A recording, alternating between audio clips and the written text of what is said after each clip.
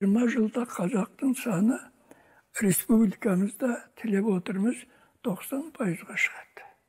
90%-ға шыққаннан кейін тіл диктовка жасайтын заман келеді. Қазақыланбай біз еш уақыт ешқайда бара алмаймыз, мемлекет бола алмаймыз.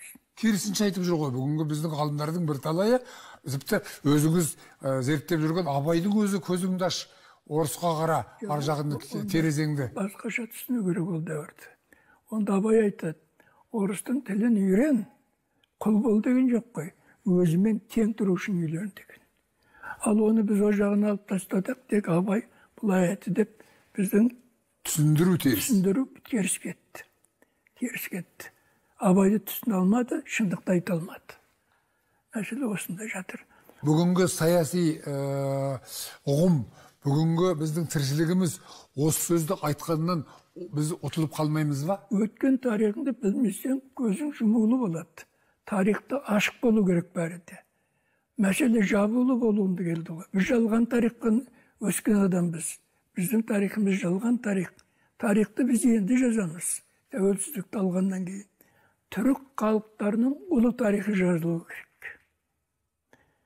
Біз әлемдік деңгейде, әлемді қолына ұстаған халықпыз. Бүкіл Европаның, Азияны біз ұстап тұрғанбыз. Басқа ешкім істей алған жоқ. Шыңғыс ханның өзі жартылай ұстаған.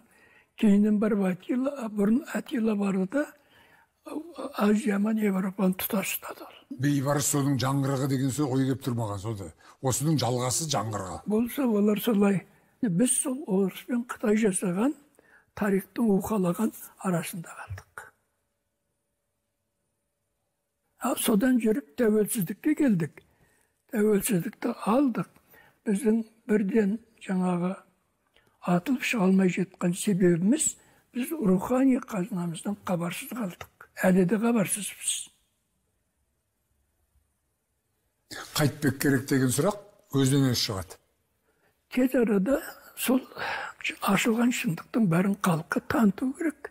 Бұл халық рухани қаруланып шыға келеді.